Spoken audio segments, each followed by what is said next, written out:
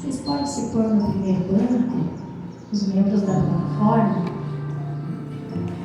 Hoje, nós viemos aqui falar para vocês sobre a doce lembrança do Natal, do maior presente que se alcança. Jesus, o Filho de Deus, veio à luz manifestando seu amor e sua luz. O dia não sabemos ao certo, mas neste dia lembramos de sua chegada a Jesus. Com a alegria estampada, nasceste e humilde no estado simples e singelo, para mostrar ao mundo o caminho do céu.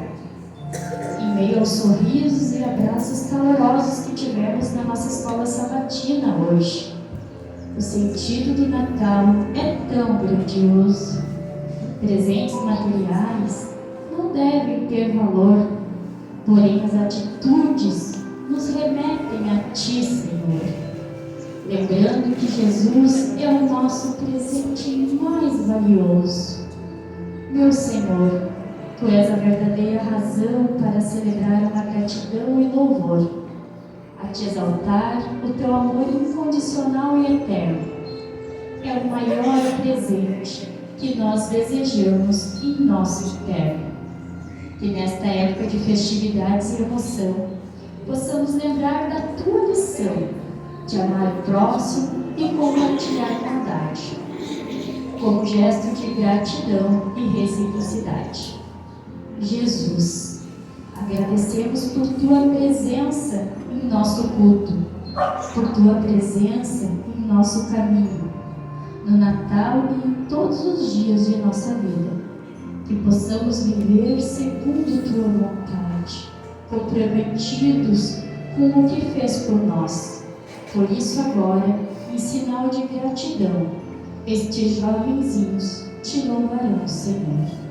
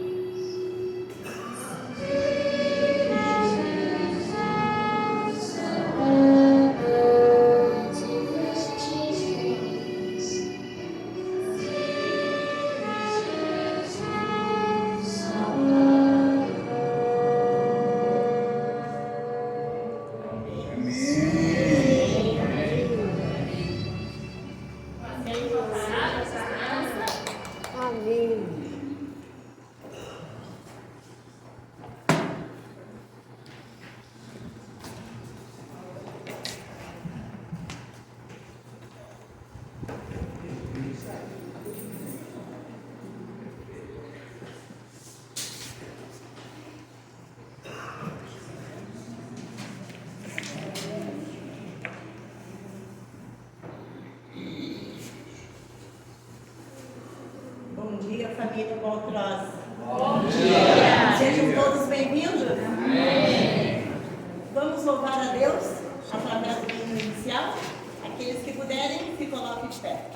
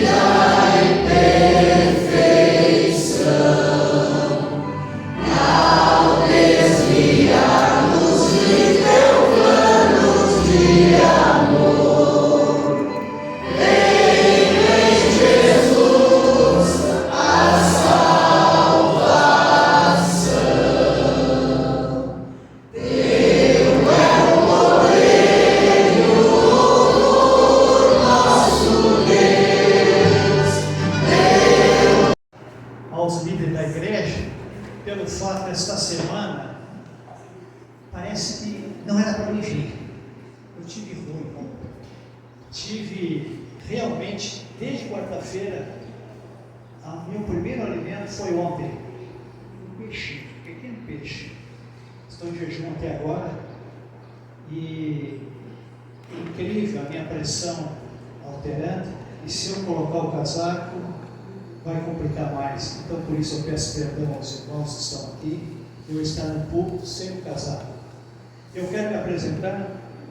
Eu sou o Osmir, lá de Siciliana, um errante, pecador, cheio de defeitos, mas com o privilégio de o Serginho me convidar para pregar nessa manhã de sábado, aqui dia 23 de dezembro. Eu clamei muito nas minhas madrugadas para estar aqui. E nesse momento, antes de abrir a palavra, eu não sei por qual motivo vocês estão aqui, mas a palavra de Deus nos diz com clareza em Mateus 18:20. O que nos diz ali? Que aonde tiver dois ou mais, o que acontece? O Espírito de Deus paira sobre esse lugar. E eu vejo a oportunidade ímpar, porque esse pecador, ele vai se ajoelhar. Eu vou ficar talvez 1 minuto, 2, pedindo a bênção, a misericórdia de Deus, para que Ele me conceda o privilégio de falar para um povo especial que são vocês. E aproveite o momento. Se você realmente acredita que esse Espírito de Deus paira sobre esse lugar, assim como vocês estão, nesse tempo que eu permanecer ajoelhado, converse com esse Deus em silêncio. Nós vamos ouvir só as pás dos ventiladores rodando. É como alguém há um tempo atrás me disse, é um privilégio ouvir o ruído do silêncio. Falar com Ele. Digam por que estão aqui. O que lateja na mente de vocês a busca desse Deus? O que falta na vida de vocês? Talvez uma melhora de um familiar, talvez um melhor emprego, talvez um ano melhor, talvez um ajuste na família, a presença talvez de um filho, a aproximação de um vizinho. E eu vou estar de joelhos.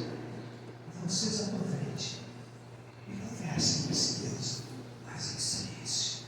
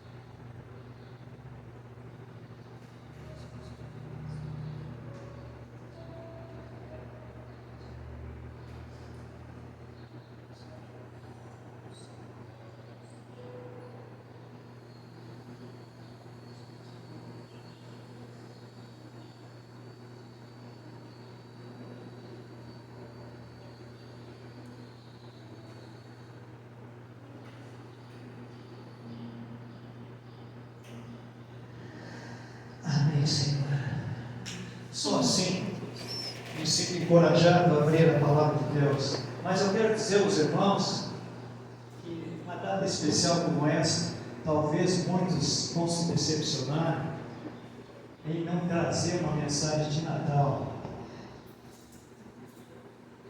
Eu fico a pensar, irmãos, que um aniversariante, que na realidade, como foi falado aqui na escola sabatina, Jesus certamente não nasceu dia 25 de dezembro, porque dezembro na Palestina é inverno, e os pastores não estariam no campo, principalmente à noite, mas isso não importa. E eu percebo, e às vezes eu me entristeço, a corrida aos supermercados, às lojas, e as famílias reunidas. Imagine, você está de aniversário, tem uma festa naquela casa, todos os convidados receberem e trocarem presente, e o dono da casa, o aniversariante, não recebeu seu devido presente. Pense nisso. Pense nisso. Mas o que eu trago hoje para vocês é mais uma vez, talvez foi muito debatido hoje pela manhã aqui na escola sabatina, e o trimestre nos fala muito sobre os alertas. E esse pecador, rogando a Deus nas minhas madrugadas, que eu tenho o hábito de orar pela madrugada, às 3 horas, se você se acordar nesse horário, pode ter certeza, vai ter um homem lá em Estrela, orando por toda a nossa comunidade, principalmente pelos nossos enfermos e por aqueles que ainda vivem na escuridão. E eu quero abrir a palavra essa manhã, meus irmãos. Eu pediria, como já está na tela, o grande perigo que nos rodeia, e que essa manhã possa ser um farol a nos mostrar o perigo que às vezes a vida nos leva. Sabemos que existe um juízo investigativo. Vamos abrir as nossas Bíblias em Daniel 7. E eu sei que vocês estão estudando, inclusive sobre Apocalipse, e estão tendo encontros aqui sobre o livro de Daniel e Apocalipse. Ali nos diz, em Daniel 7, versículo 9 e 10. Amém? Amém.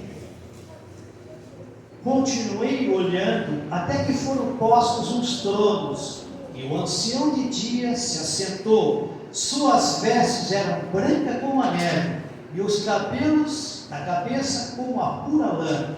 O seu trono eram chamas de fogo, e suas rodas eram fogo ardente. O 10 diz assim: um rio de fogo manava e saía de diante dele. Milhares de milhares o serviam, e milhares de milhares estavam diante dele. Assentou-se o tribunal e se abriram os livros. Os adventistas, nós adventistas dos 7 dias, nós temos uma crença bastante singular, né? A doutrina do santuário. Ela inclui o que chamamos de juízo investigativo, isso que nós vamos ver hoje, que começou em que ano? 1844. Obrigado, irmãos. Nesse juízo é examinado a vida de cada pessoa que tem o seu nome escrito no livro da vida. Pelo visto, nós sabemos, vocês já devem ter estudado, existem vários livros. Se os nossos olhos pecadores nesse momento pudessem enxergar quem está ao teu lado, nós veríamos os nossos anjos de guarda, e eles estariam fazendo o quê? Com o livro aberto, relatando o que está correto. Meus amados, olha só, nesse juízo é examinada a vida de cada pessoa que tem o seu nome no livro da vida. Quando alguém arrependido, confessa seus pecados a Deus, crendo nos méritos de Cristo, no mesmo momento ele é o quê? Perdoado. Olha só, mas existe algo e algumas coisas que me levaram a trazer essa mensagem hoje aqui. Contudo, esses pecados, olha só, eles permanecem registrados nos livros do céu, embora com a informação de que foram perdoados. Quando esta pessoa for julgada, se porventura houver pecados, olha só que parte importante. Quando essa pessoa for julgada, se porventura houver pecados que não foram confessados e, a palavra importantíssima, abandonados, tirados da sua vida, olha só, seu nome também será retirado do livro da vida e serão apagados todas as informações sobre suas boas obras. Irmãos, isso não é brincadeira, é algo muito sério. E eu quero relatar para vocês algo. Olha só. Permanecerão apenas o registro dos seus pecados, e o seu castigo será proporcional a eles. Mas os meninos, onde é que está isso? Vamos lá em Êxodo 32. Êxodo 32, versículo 33.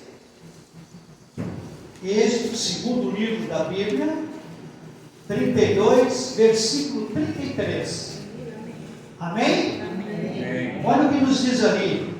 Então, disse o Senhor a Moisés: riscarei no meu livro todo aquele que pecar contra Deus, não importa que o teu nome esteja registrado no livro da vida, ele será registrado. Olha só, meus irmãos, vamos confirmar isso? Ezequiel 18. Ezequiel passa Isaías, Jeremias, vem Ezequiel. Ezequiel 18, versículo 24.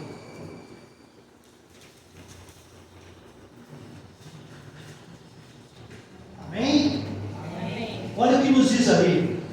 Mas, olha só, desviando-se o justo da sua justiça e cometendo iniquidade, fazendo segundo todas as abominações que faz o perverso, acaso viverá? Olha só o que nos diz ali mais: de todos os atos de justiça que tiver praticado, não se fará memória na sua transgressão, com o que transgrediu e no seu pecado que cometeu. Neles, o que acontecerá? Morrerá.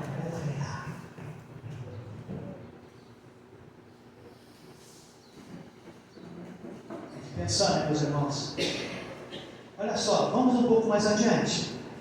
Porém, se os registros demonstram que todos os pecados foram confessados e abandonados e perdoados, seu nome continuará no livro da vida, e todos os pecados serão totalmente apagados, permanecendo o registro de suas boas obras. Olha só, meus irmãos, vamos abrir o livro de Provérbios 28. Provérbios ali, chegando no meio ali, os Salmos, é o próximo livro. Provérbios 28, 13. Todos acredito que sabem de cor salteado essa passagem. Amém? Olha o que nos diz ali: o que encobre as suas transgressões, jamais vai acontecer com ele o quê? Será que esse prosperar é adquirir uma casa nova, um carro novo, bens? Não. Prosperar espiritualmente. Olha só o que diz mais. Mas o que as confessa e deixa, ele vai alcançar o quê? Misericórdia. Amém? É isso, meus irmãos?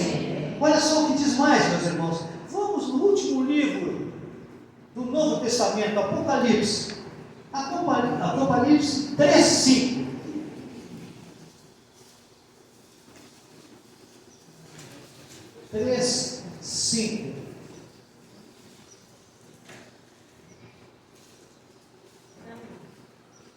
Aqui.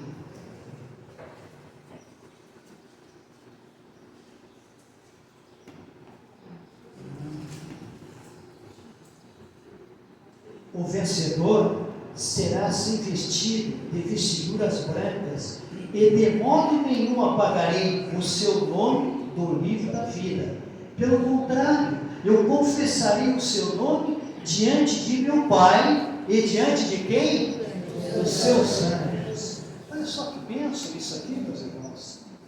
Aquele que for perseverante, Jesus está dizendo o quê? Ele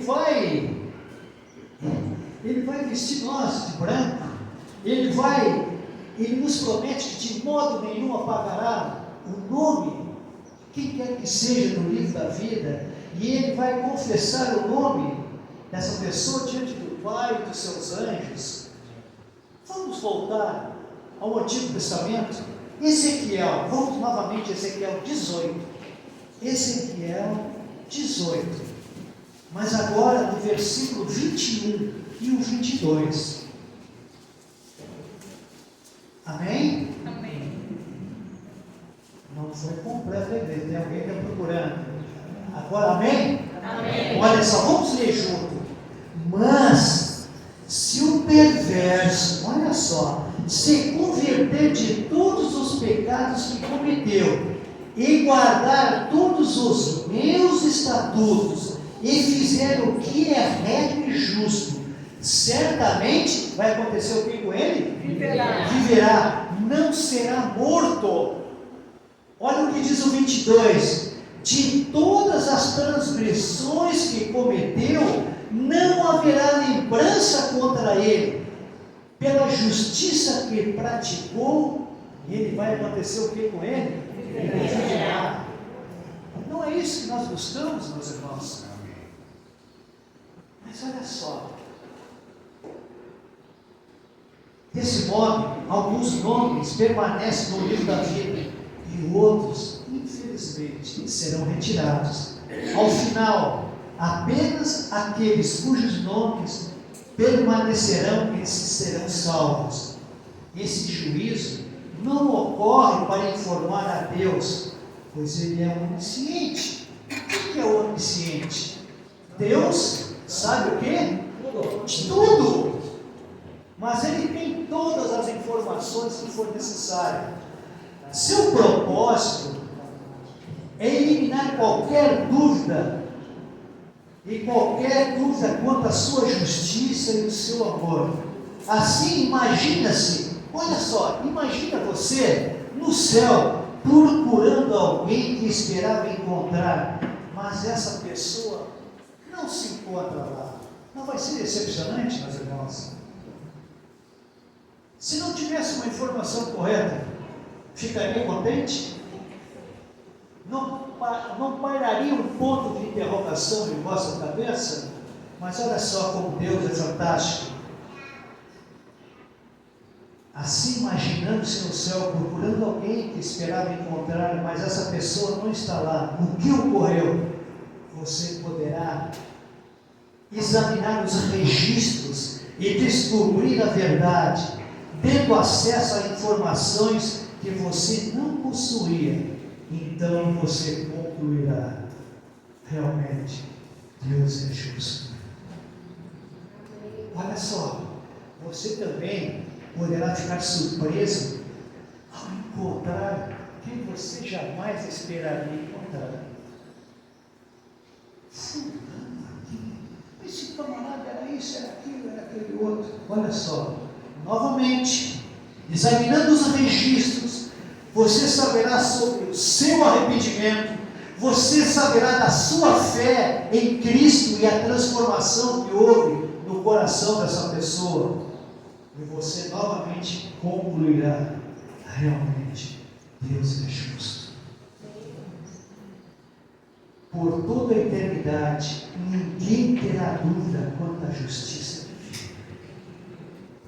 Hoje, viva de tal modo que os registros adotados no céu revelem que você ama a Cristo de verdade e que está sendo transformado por sua graça.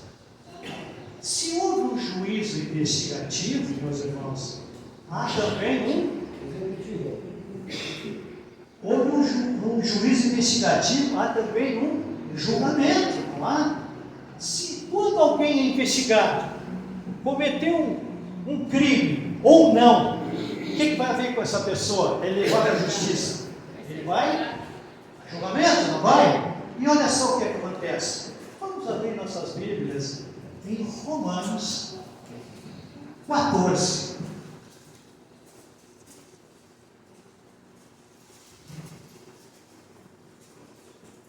Romanos 14, versículo 10. Amém? Amém.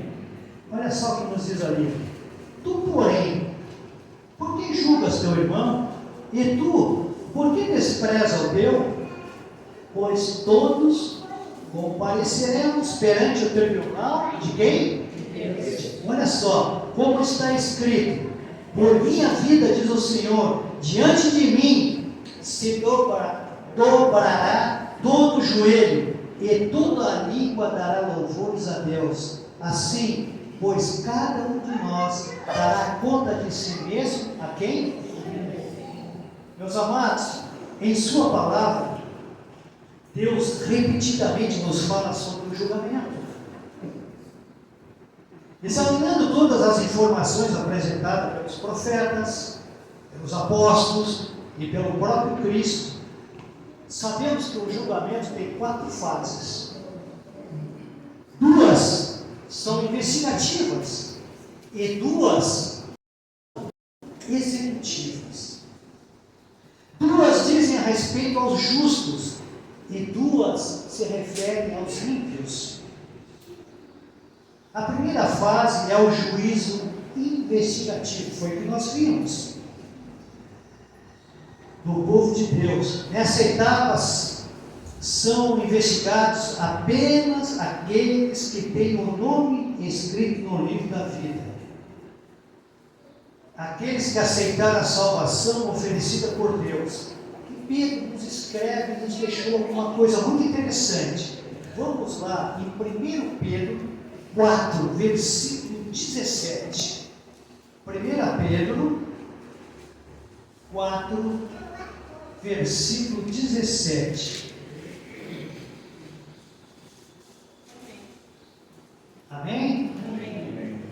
Primeira Epístola de Pedro 4, 17.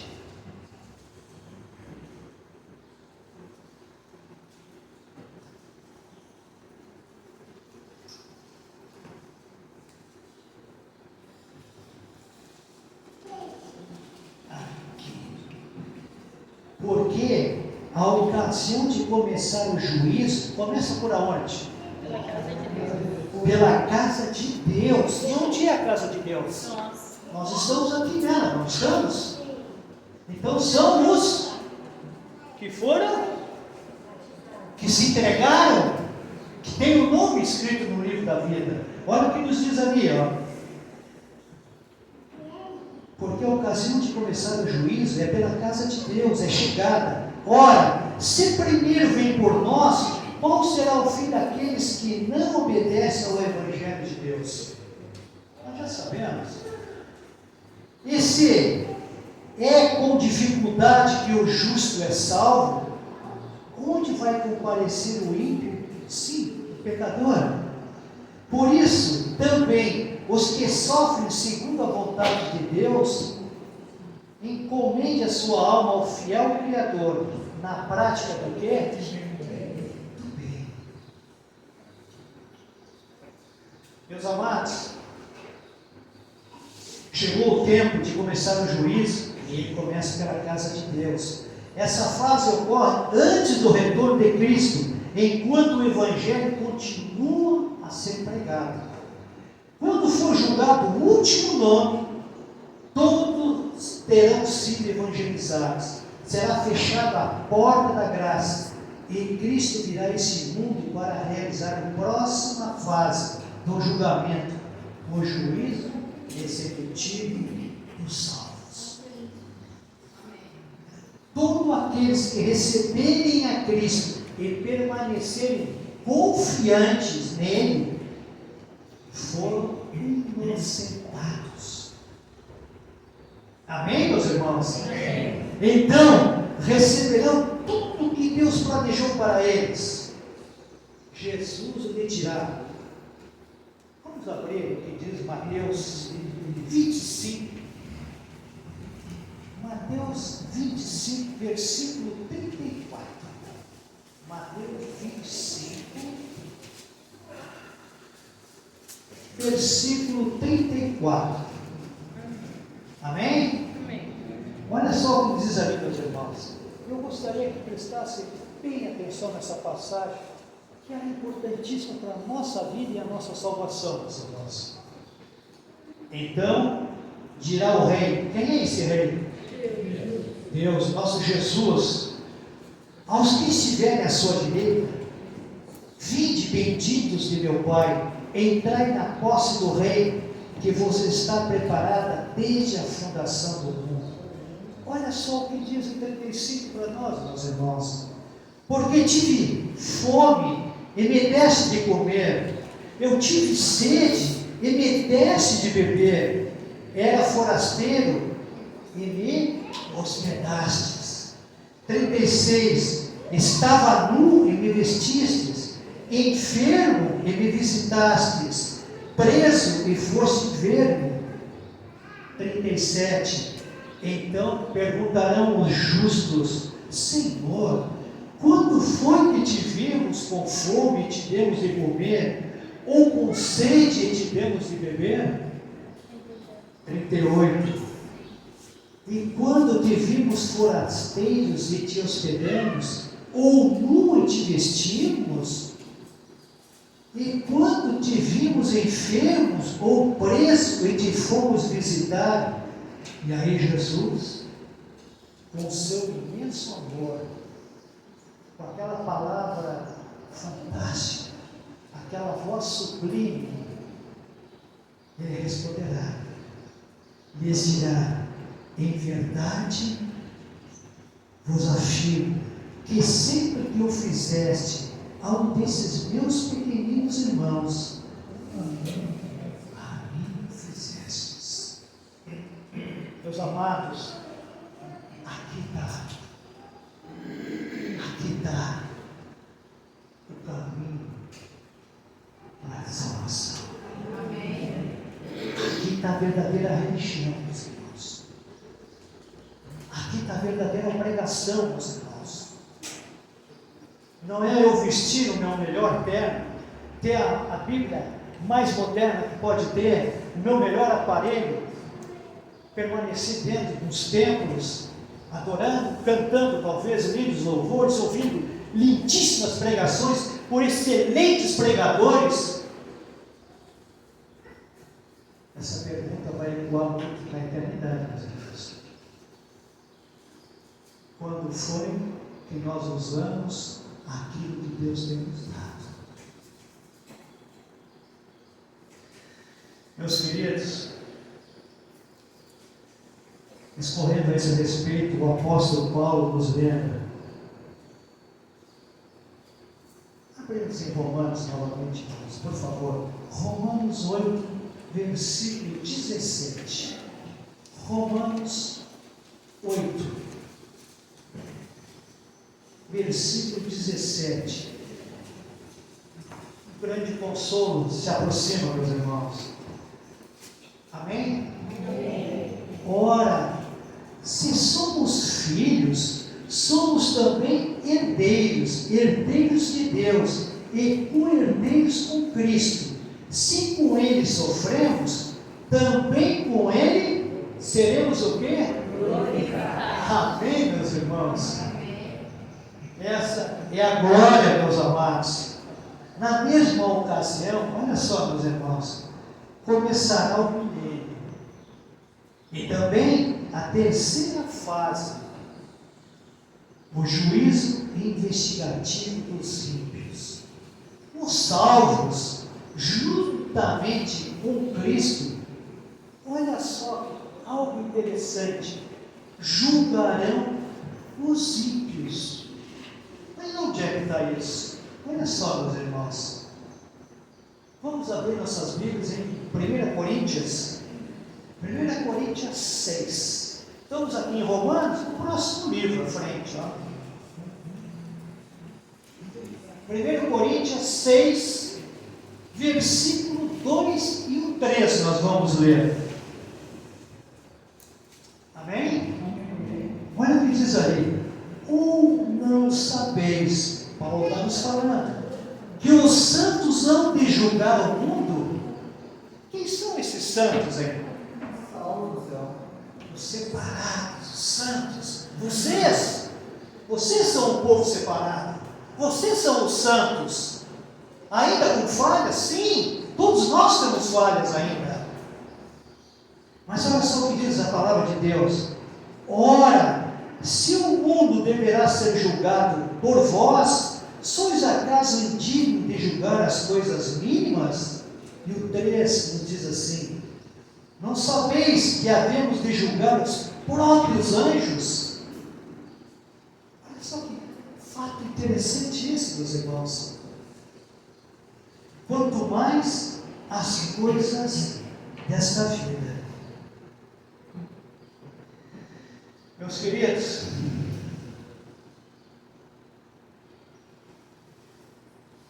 vamos ao último livro da Bíblia, Apocalipse novamente, versículo 20, versículo 4.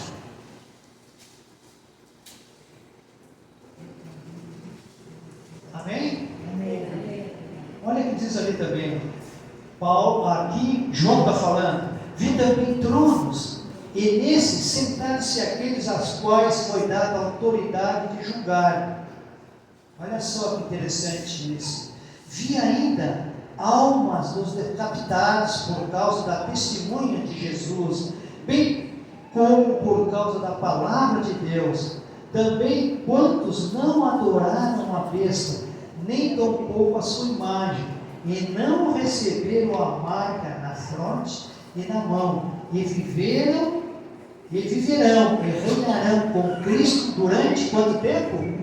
1000 anos. Olha só, os restantes dos mortos não reviveram até que se completasse os 1000 anos. Esta é a primeira ressurreição.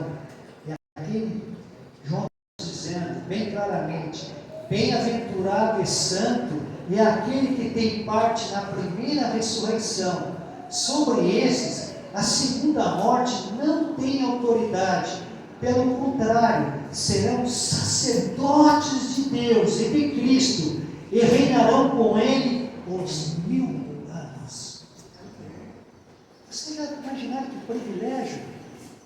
Que privilégio Deus está dando ao povo dele? Julgar os próprios anjos. Mas quem são esses anjos?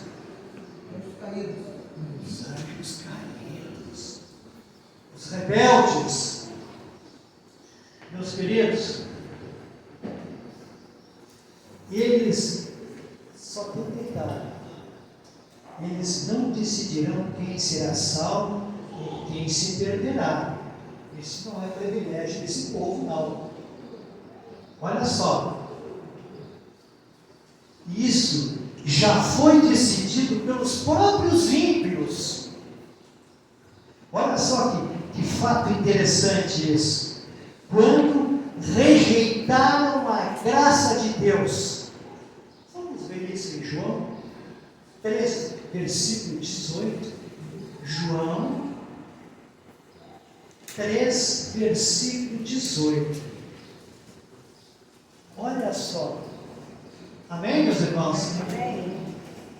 Quem nele crê, olha só que frase bonita, não é julgado, está livre. O que não crê já está julgado, já está perdido. Porquanto não crê no nome do unigênito Filho de Deus, o julgamento é este. Aqui está algo muitíssimo importante, irmãos.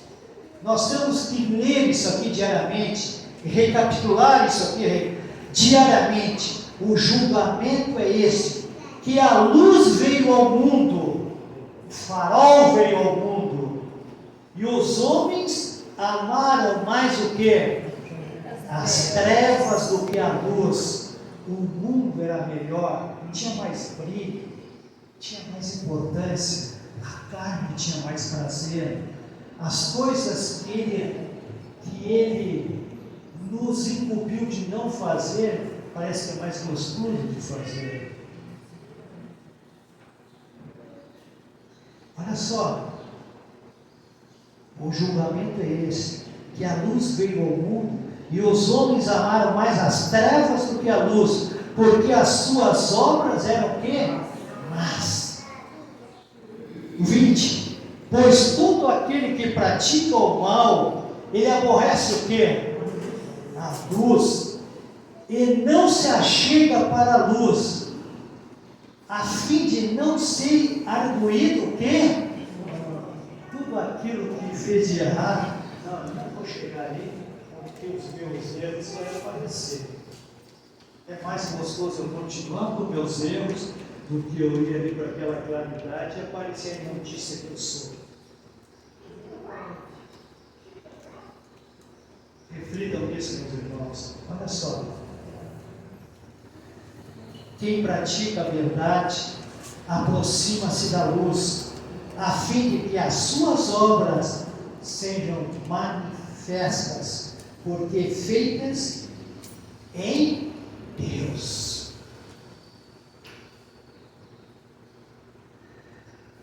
Meus queridos, os justos conhecerão a razão pelas quais determinadas pessoas com quem eles haviam convivido se perderam, e testemunharão que a sentença divina foi plenamente justa. Não há erro, não vai haver choro, não vai haver lágrima, porque a oportunidade todos nós seres humanos estamos tendo. Todos.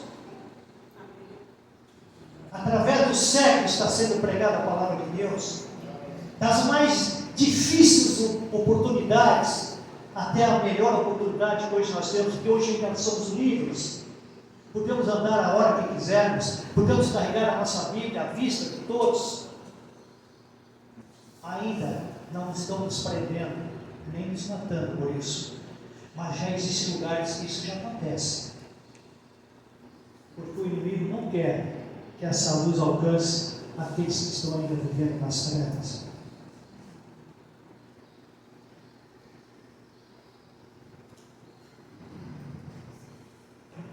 Os justos conhecerão as razões pelas quais determinadas pessoas com quem eles haviam convivido se perderam, e testemunharão que a sentença divina foi plenamente justa. Finalmente,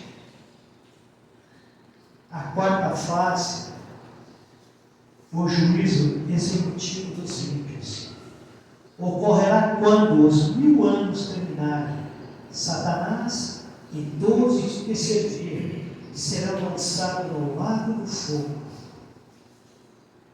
Vamos ver essa veracidade? Apocalipse, o último livro da Bíblia, 20, versículo 11. 20, versículo 11. E ali o título está o quê? O juízo de quem? Olha só o que diz ali. Vi um grande trono, branco, e aquele que nele se assenta, de cuja presença fugiram a terra e o céu, e não se achou lugar para eles. O 12 diz assim: vi também os mortos, os grandes e os pequenos, postos em pé diante do trono. Então se abriram livros, e ainda outro livro, o livro da vida, foi aberto. E os mortos foram julgados, segundo as suas obras, conforme o que se achava escrito nos livros. 13. Deu o mar aos mortos que neles estavam. A morte e o além entregaram os mortos que neles havia. E foram julgados, um por um, segundo as suas obras. Então, a morte e o inferno foram lançados para dentro do lago de fogo. Esta é a segunda morte, o lago de fogo. E o 15 é horrível, mas a grande verdade. E se alguém que nós procurarmos, se alguém faltar lá, se alguém não foi achado escrito no livro da vida, este foi lançado para dentro do lago de fogo. Misericórdia! Que Deus nos livre, a nós e a todos os nossos irmãos, a todos os nossos familiares, a todos os nossos amigos, a todos os nossos vizinhos, e não porque os nossos inimigos também, que eles possam ainda em tempo oportuno conhecer e aprender desse Deus e se entregar a esse Deus. Amém. Porque a salvação, meus irmãos, é para todos. Todos. Jesus morreu por cada um de nós, pelo mais vil pecador. Meus queridos, 2 Pedro, por favor. 2 Pedro, nós estamos bem próximo ali. 2 Pedro 3, versículo 13. O que nos diz ali? Nós, porém, segundo a sua promessa, esperamos novos céus e nova terra, nos quais habita o quê? A justiça. Amém. Justiça real de Deus. Meus amores, vocês são irmãos, irmãs, que a gente almeja viver na eternidade, conhecer a cada um, e conhecer pessoas de outros povos, de outros costumes. E eu talvez vou falar algo aqui que vai botar talvez um ponto de interrogação aos irmãos. No céu não terá somente adventistas lá. No céu estarão todos os cristãos. Amém. Inclusive de diferentes religiões, que amam a Cristo, que fazem a vontade de Cristo, que são fiéis a Cristo e amam ao seu semelhante. Mas tem uma coisa que nós temos que nos apercebermos: no eterno reino de Deus, nenhum dos salvos dirá: eu estou aqui porque eu fiz isso, eu fiz aquilo, porque eu sou bom. Não. Porque eu fiz aquilo, eu fiz aquele outro. Não. Todos apontarão para Cristo, reconhecerão que ali estão unicamente pela maravilhosa graça de Deus. Por isso, meus amados irmãos, amigos, talvez, não sei se tem alguma visita, por isso aceite hoje o dom que Deus deseja lhe oferecer. Aceite Jesus.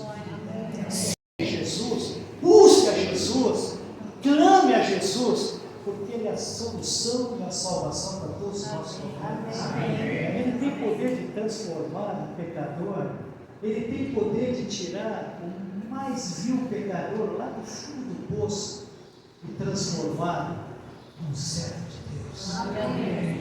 Que Deus possa nos abençoar e nos capacitar para que ainda em tempo oportuno, porque cada amanhecer que Deus nos dá é uma oportunidade de um novo recomeço, de uma mudança de rumo, de uma busca de uma entrega, de um pacto de fidelidade a esse Deus. Nós vamos ouvir um hino e vamos cantar junto com esse hino. E eu gosto muito, e eu fico triste, minha irmã, porque ele não consta mais no ovinário, só no antigo. E eu quero cantar com essa igreja aqui. E lembre-se, é aqueles que realmente almejam esse lugar, abrace a Jesus e diga: Senhor, eu quero estar nesse lugar.